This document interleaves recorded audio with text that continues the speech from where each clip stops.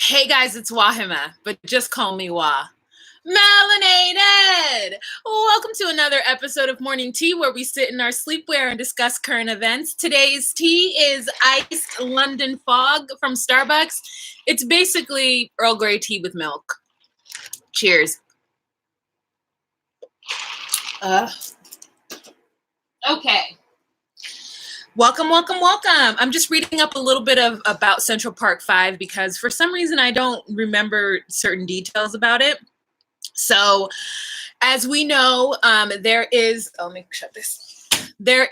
new Netflix show, I think directed by Ava DuVernay, and it's about Central Park 5, which was 5 Black men who were accused of raping a jogger, I believe in 1989.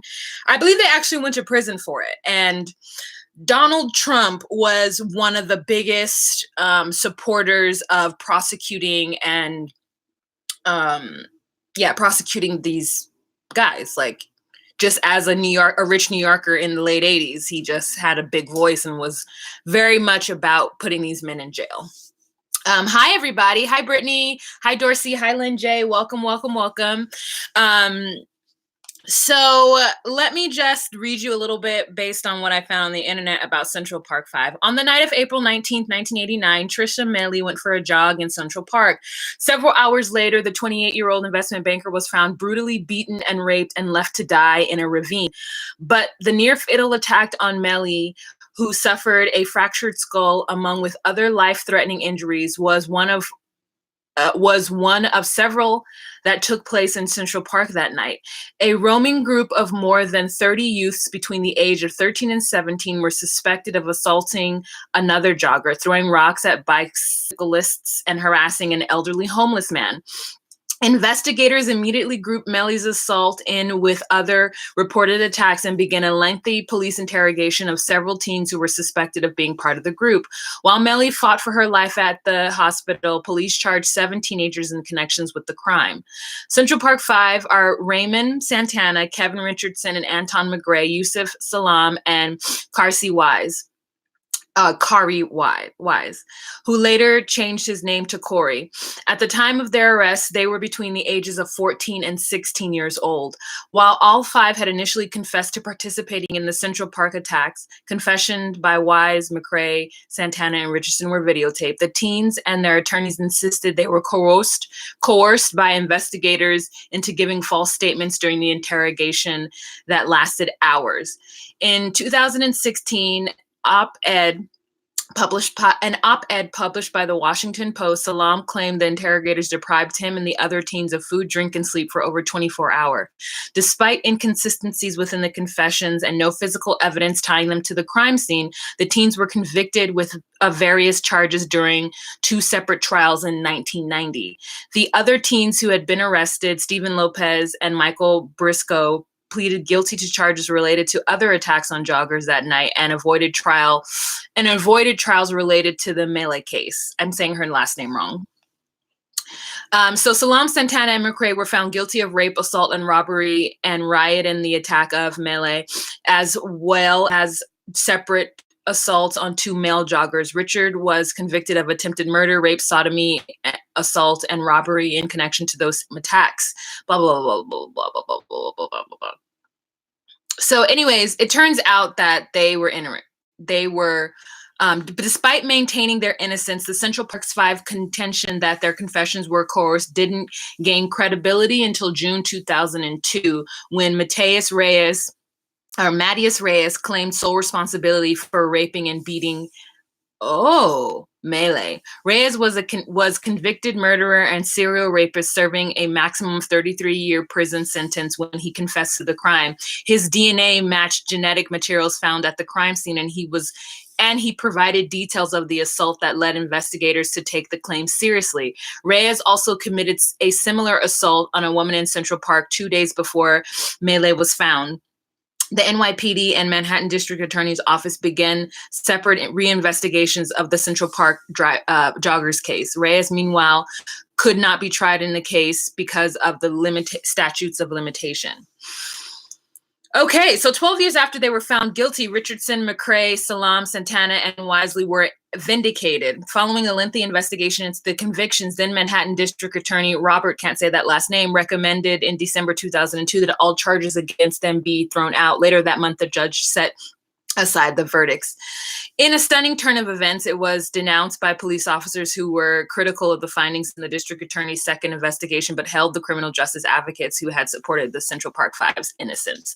So anyways, that's a little bit about Central Park Five and what happened with that. Oh, guys, you guys have been doing the Lord's work over here in the comment section. I want to thank you guys so much. Kimberly, welcome. Natalie, Carl, Dana. Hi, guys. Hi, everybody. I'm sorry. I know I jumped in on everything. And thank you for the thumbs up. I appreciate it. So anyways, I just wanted to read you guys a little bit. Hi, Roshni, about the Central Park Five, because it's coming up again, because there is a show, called When They See Us. I'm eating and I'm drinking. I'm a mess this morning. When They See Us is on Netflix. Ava DuVernay directed it. And it's just basically about how this whole thing went down in 1989. I mean, just they were just looking, and they coerced these guys, as I read, 24 hours of sleep deprivation and no food. And these young 14 to 16-year-olds, that's how young they were. And I don't know if you guys know New York now and New York then. In the 80s, New York was horrible. So, so this was a brutal crime, and they were looking to find the people who did it. And, it ended up being somebody completely different. But these 5 kids got put in jail for it and served 12 years before they were exonerated, when the guy finally came forward and said that he was the one who actually did it. And Donald Trump was a big proponent for getting these guys in jail back in the day. And so then when all this good stuff came out about them, and they were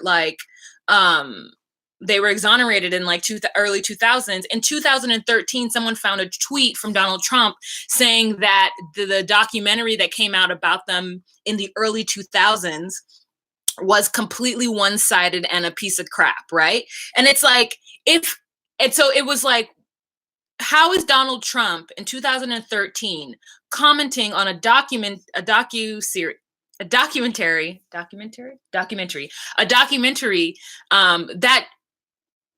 okay, what am I trying to say? This is why I like to edit. It's crazy that after someone comes forward and says, hey, these kids didn't do it, I did it, the kids get off. There is a documentary about the whole case. And Donald Trump, who was somebody who was pushing for these guys to go to jail, is then saying that the documentary was terrible and one-sided. But the fact is that everybody involved in this case were wrong. They were wrong. And these guys went to jail. These kids went to jail for no reason, because of bad police work and racism. So it's crazy for Donald Trump to then even have more commentary to try to back up his feelings about this whole thing. And it's no, sir. And you guys know there's this whole impeachment thing with Donald Trump and Nancy Pelosi, girl. And I feel if Nancy wants to do it, she can do it. But I feel if it's not gonna, if he is not gonna be impeached, then don't even do it. If they don't have enough evidence, don't do it. Because if he gets off, it's just gonna make him look dumb. So, anyway, girl.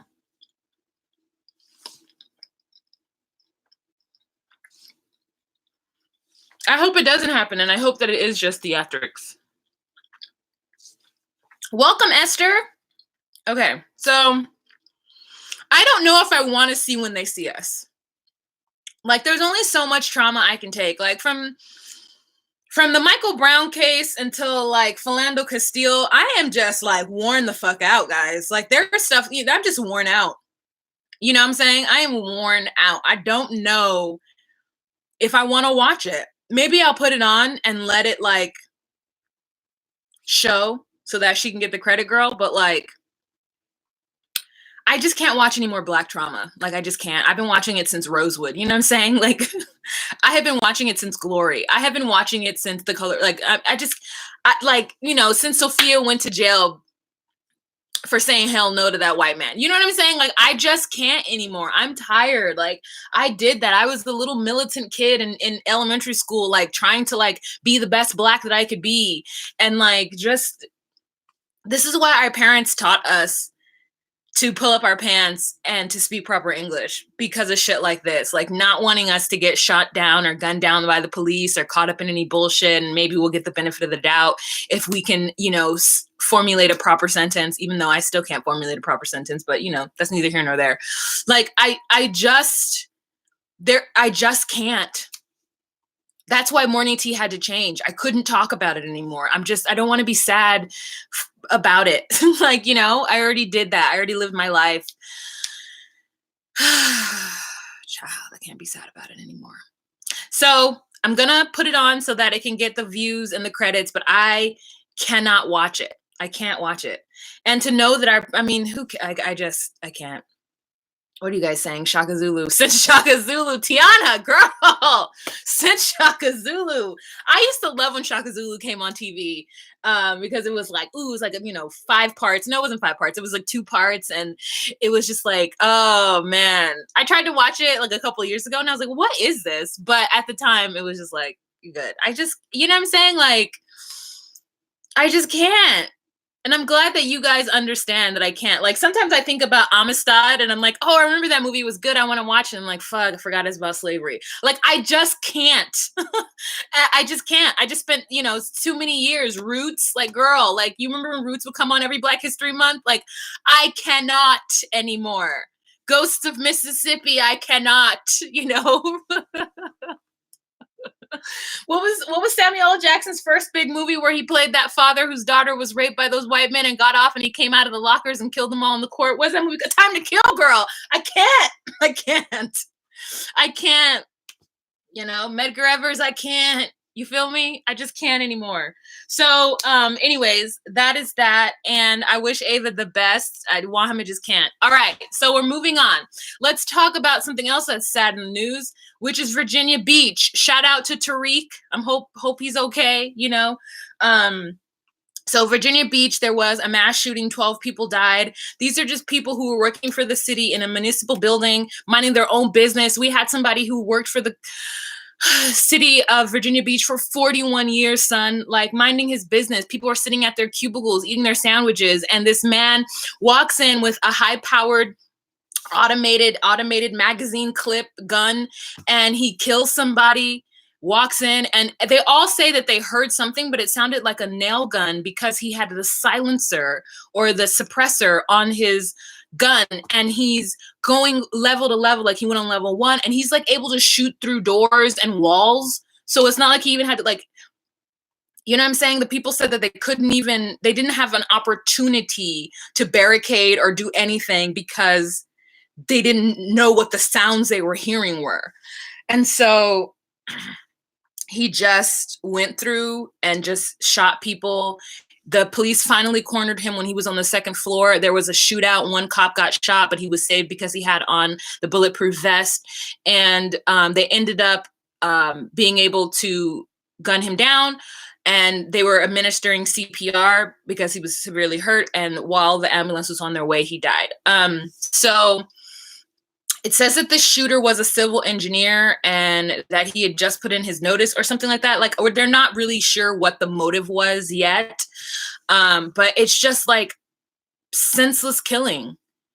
You go in and people are just minding their own business, doing their city job, and like you just kill people, 12 people, and then end up dying yourself.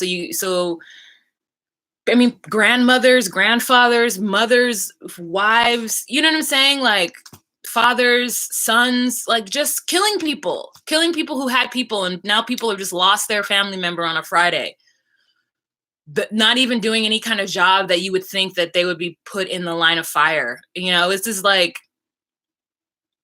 I just don't understand what's happening. And it's scary. And like, I was telling my dad that is something that could happen to me at my job. Like someone could walk into my job and just start shooting. We're just not safe. Like, we're just not safe. And it sucks. So, what can you say? Thoughts and prayers, best wishes out to the family. And it's just, this is our American reality right now. Like people are just like doing shit and killing people on mass levels. Okay. I'm Esther. I'm not in the hood. Like, you know what I'm saying? Like, Esther says, wow, violence like this occurs hourly in the hood. Yes, you're right. However, I'm not in that environment, right? Like, and I'm not saying that that makes it any better, or, you know, don't take what I'm not saying as like, oh, because she said this, she doesn't mean this, or she means that. No, I'm saying that, like, a lot of times we want to like compare situations and like environments and like stuff like that. And I think that sometimes that can be used in like logical um arguments, right? And I think sometimes it doesn't do anything to the argument. And I'm not attacking you specifically, Esther. Like, I'm not saying you're wrong. I'm saying like that it happens a lot with on social media these days, is that people are like, oh, well, this happened, you know, someone can be complaining about something and then someone's like, well, this happens to this people all the time. And I'm like, great, you are right. That is correct. However, like when you're at your job and you're minding your own business, like you're not prepared for that. Like it's not your reality. It's not your world. It's not your perspective. Um, like so it brings up a stronger sense of fear. So then Esther says, it's normalized in the hood. I wish we can talk around without fear. I wish we can walk around without fear. Yeah, and I don't know how to solve that, right? I don't have like I think maybe back in the day I had like ideas of like how we could stop crime in lower income like communities and like blah blah blah. All we need to do is this. But like the truth is that I don't know that life. Like, I don't know how to solve it. I don't know. I don't experience it firsthand. Number one, I don't know how to solve it. Number two, like it's there. It's so as out of my realm of understanding because I didn't grow up in that community. And so it's like you know what it reminds me of? One time I was talking about, how, not one time, a couple of years ago, I was talking to a coworker. This was in New York City, you know, the place where 9/11 happened.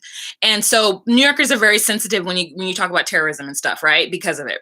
So I was talking about how, you know, America hasn't experienced bombing and attacks the way that people in the Middle East have.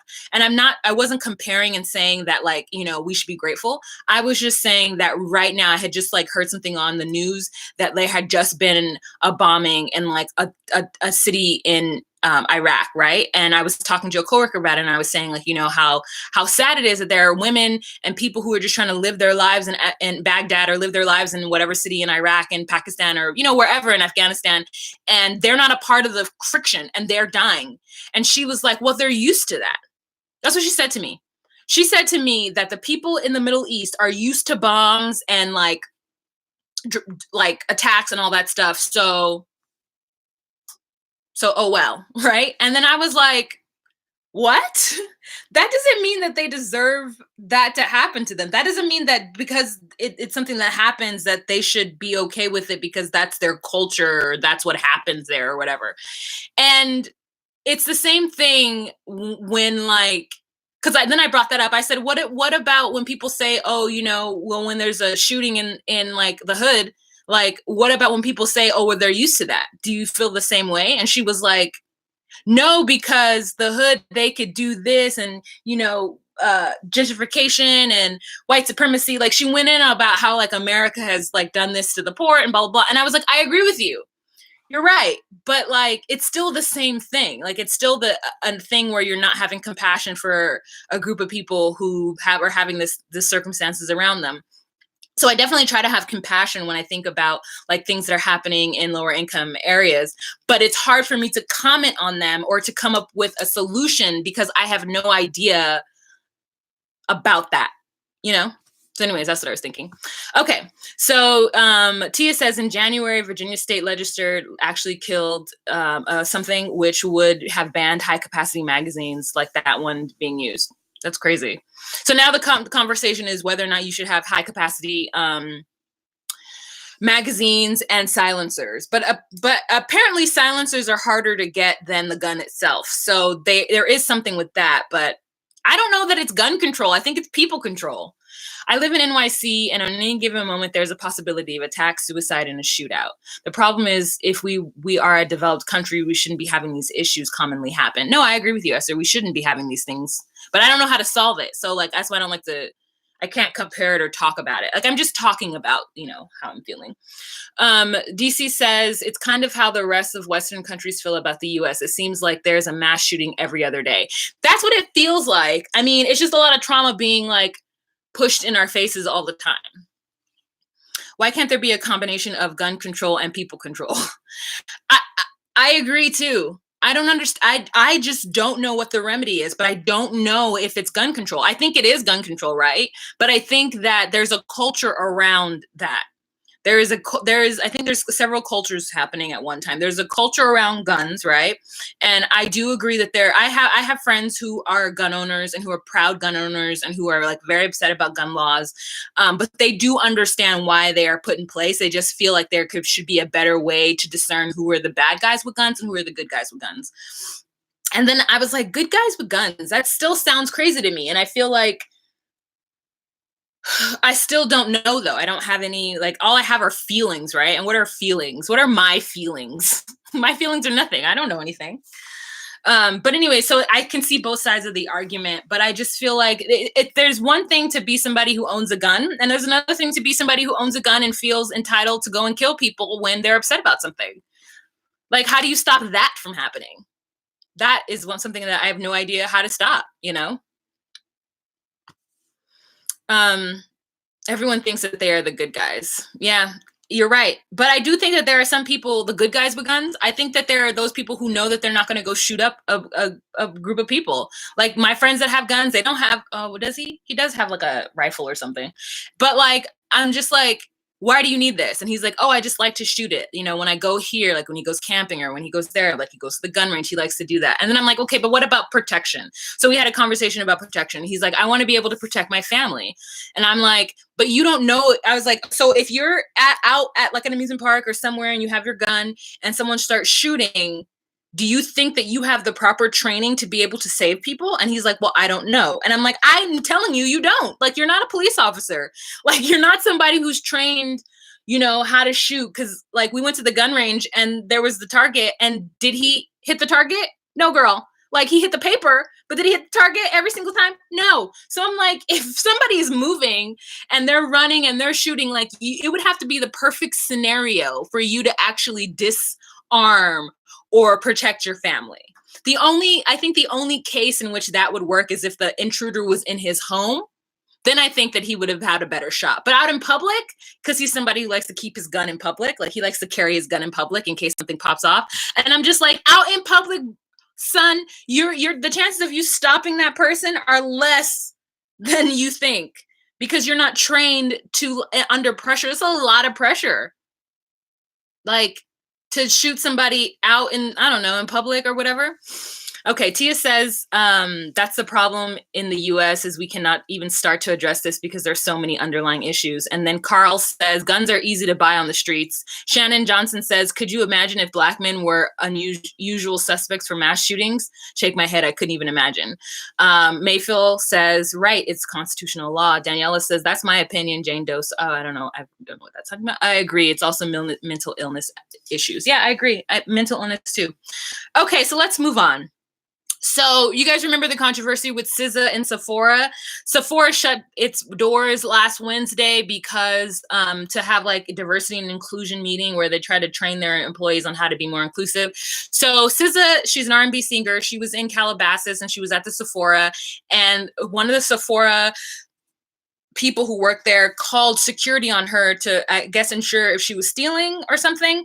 And my thing is, like, I've worked in retail for a long time, girl. You don't get bonuses to catch thieves. Let them people steal. You don't owe Sephora anything. Listen, there's been no company that I have ever worked for in my retail life that was like, yes, disarm the person or stop them from stealing. Every company tells you to let them steal. Every company tells you to let them steal because A, they don't want to get in a lawsuit in case the person isn't stealing. B, if the person is dangerous, they don't want their employees to get hurt. And C, just they can have insurance, so they're just going to pay for it. Like, it's going to be fine if you get robbed or whatever. Just give them the money. Like, that's what they used to tell me when I worked for Starbucks. If somebody comes in here, open up the safe and give them all the money. So I was like, okay, great, I'm gonna give them all this money. You think I'm gonna die for Starbucks? You think I'm gonna die for Sephora? Or you think I'm gonna get like in trouble? You think I'm gonna lose my job? And I'm pretty sure that person lost their job all because they were trying to like catch a thief. Girl, let them steal. It's not your money. It's not your products. Let them steal. So anyways, they had that diversity, whatever, because of it. And now they're trying to teach their employees how to be better employees. But I'm just like, that person, I don't think that they were being racist necessarily. Who knows what SZA came in there looking like? Like, she might have come in there looking crazy. And I'm just speaking as a retail person. Sometimes you're on the lookout. Like, when someone comes in and they look a little crazy or disheveled, you're just like, fuck, do I have to help them? Like, oh.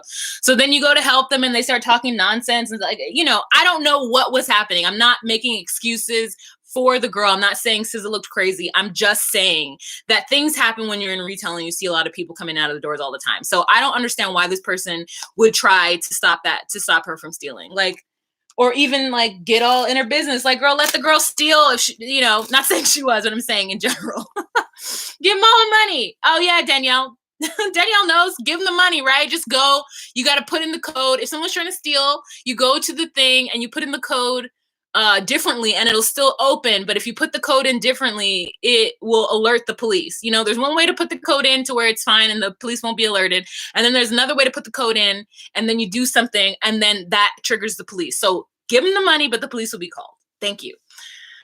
They only close for 1 hour, says Shannon.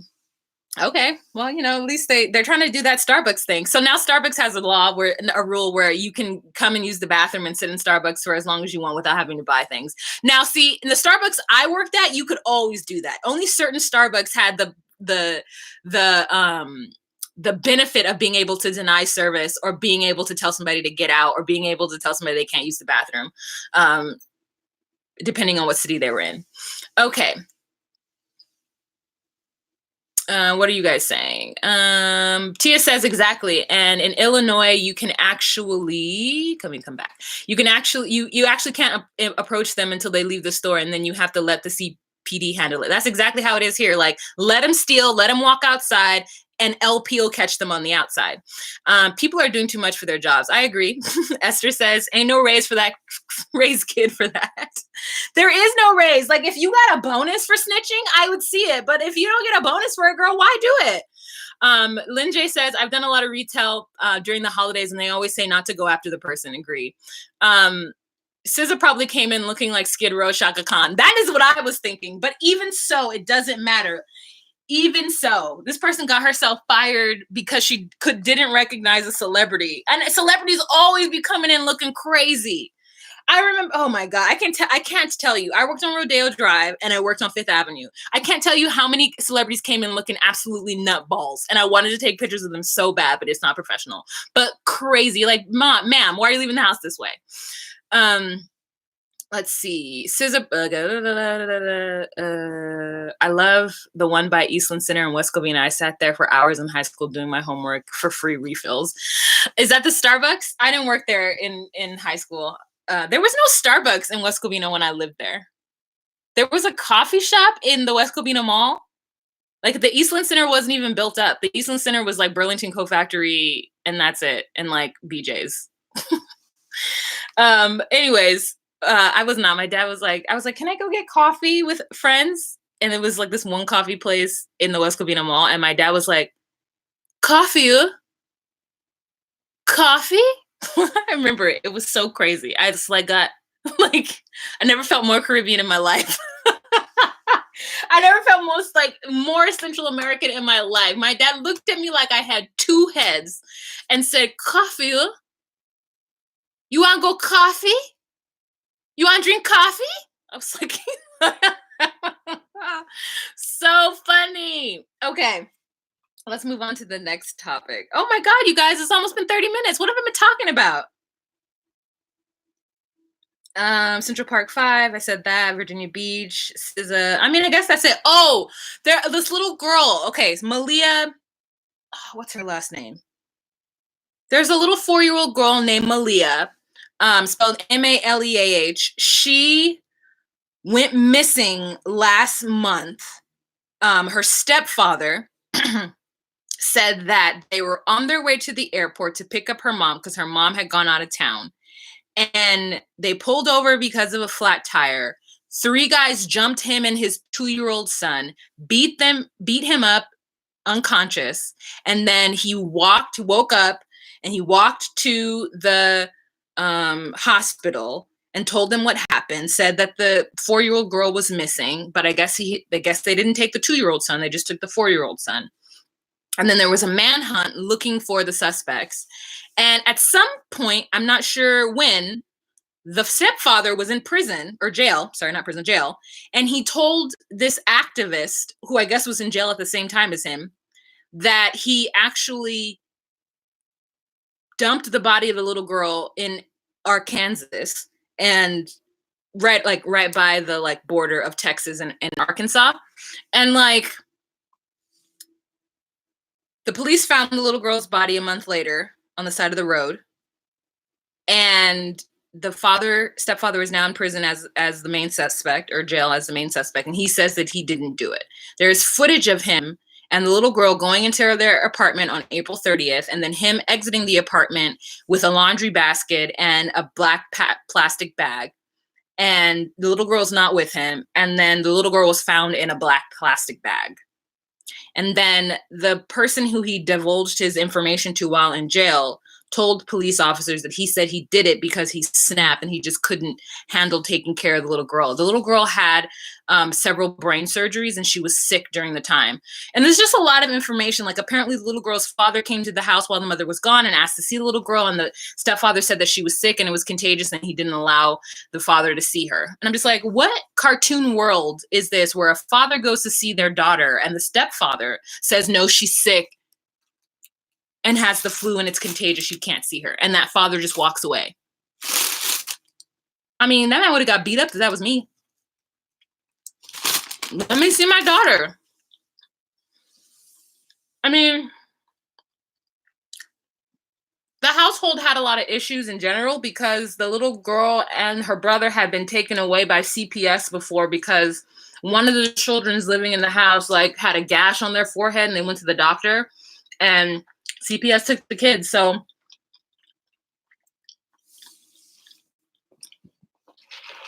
they weren't the best parents.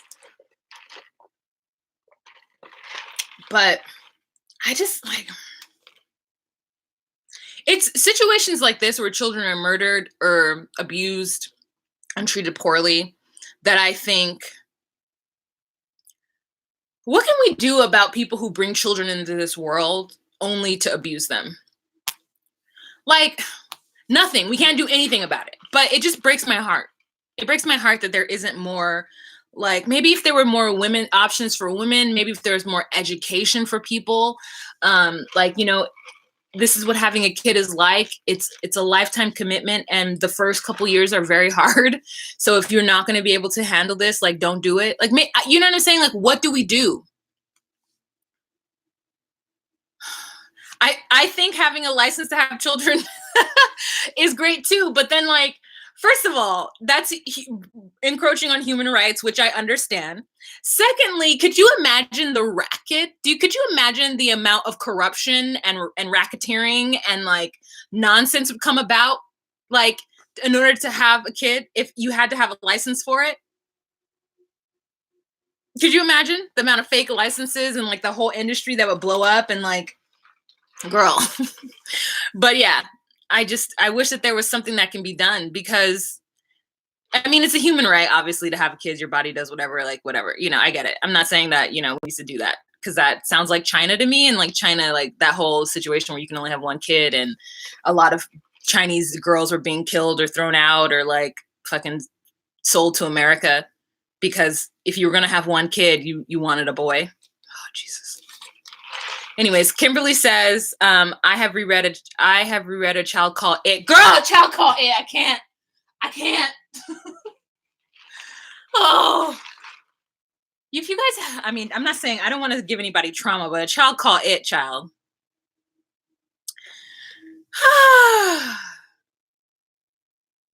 A child called it. Mm-mm. All right, you guys, that is the end of this episode of Morning Tea. Do you guys have anything else to talk about right now so that if you want me to continue talking any topics I didn't talk about? All right, Tiana says that would be so scary and more people would probably come up missing. Danielle says, I'm struggling so hard to have a baby right now, and these people just throw their children away. It's hard. It is a right, but it's hard. Yeah. In Starship Troopers, you had to serve or contribute to your country to have kids. Oh, yeah. Kimberly says, let's end on a funny note. Yeah. Yeah, let's end on a funny note. Let's look at the shade room. Let's end on a funny note because it can't end on a child call it girl. No, we cannot. Let's look at the shade room and see what happens in the shade room.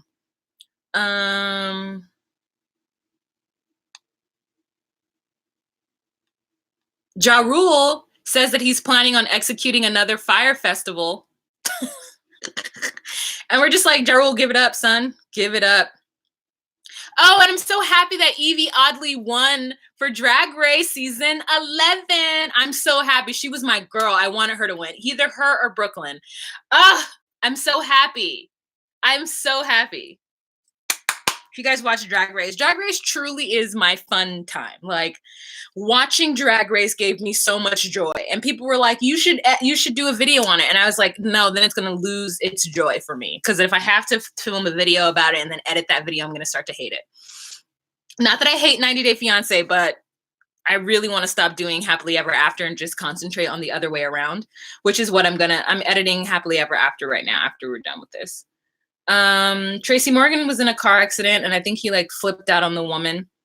But he has trauma from the last accident he was in, so I understand that. Let's see. I think that's it. There's nothing else exciting. That's still a happier note than what I was going to leave it on. Ooh. Rihanna is now the wealthiest female musician in the world. Hey, Riri, because she got Fenty Beauty, she's got Savage Fenty, and now she has Fenty, the like clothing line. Riri is getting it done, girl. Now, I know y'all have been on the prowl for some new music from Rihanna, but sis has been busy securing the bag, so much so that she is now listed as the wealthiest woman musician in the world, according to Forbes. At 31, Riri has secured 600 million fortune, surpassing Madonna, Celine Dion, and Beyonce. Woo, girl. La, la, la, la, la, la. It's not news that Rihanna has been putting in her hours. While y'all are inquiring about her music, sis has been partnering with LVMH, the French luxury good powerhouse run by Bernard, a known billionaire. The pair co-own Fenty. A long story short, Fenty was greeted with $100 million in sales within the first few weeks. So LVMH is like Louis Vuitton, Moet, like it's a French luxury good powerhouse, so it owns a lot of different brands. Like it's an umbrella company. Yeah. Anyways, ooh, what did Tiana say? RuPaul's my OG girlfriend. Oh, girl, yeah, yes.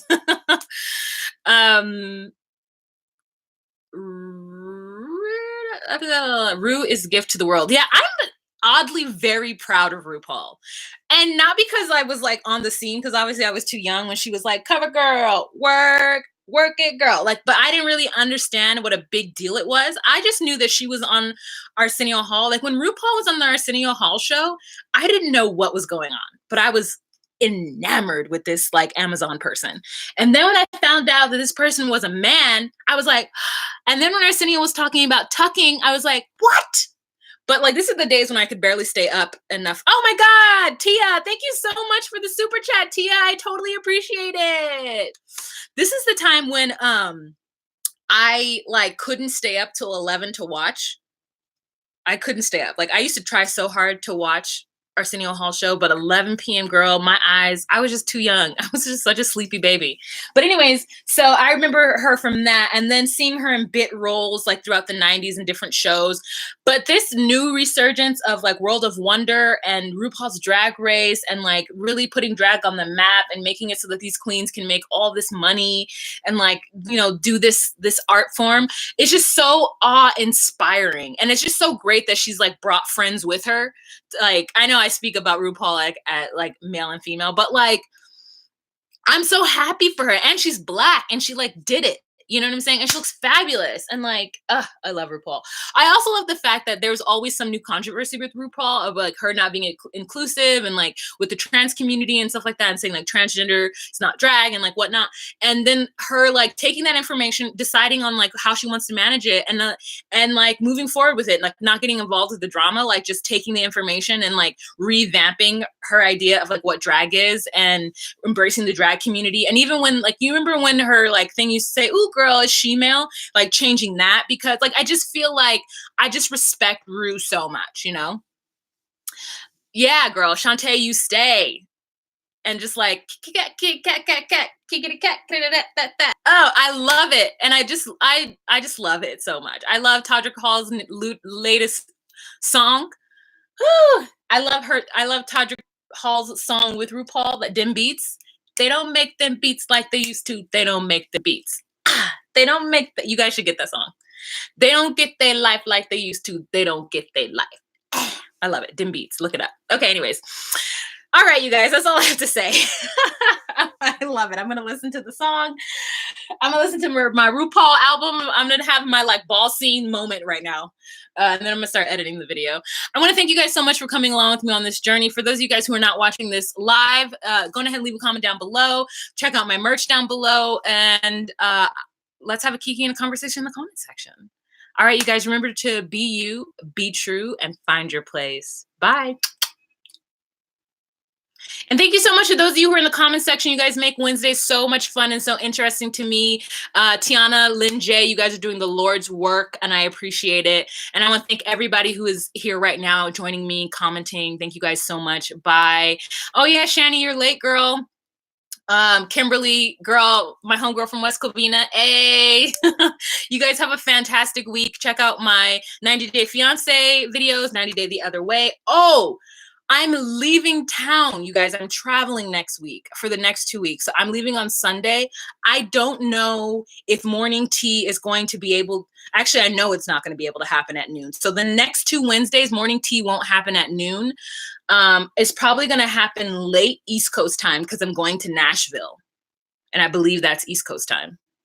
So, yeah, we're going to have to figure something out. I get off at yeah. I'll probably have to do it like 3 p.m. No, like 4 or 5 p.m. PST. So we'll see. I'll keep you guys abreast to the information. All right. Thank you, Esther, for all your commentary. You guys have a fantastic day. Bye.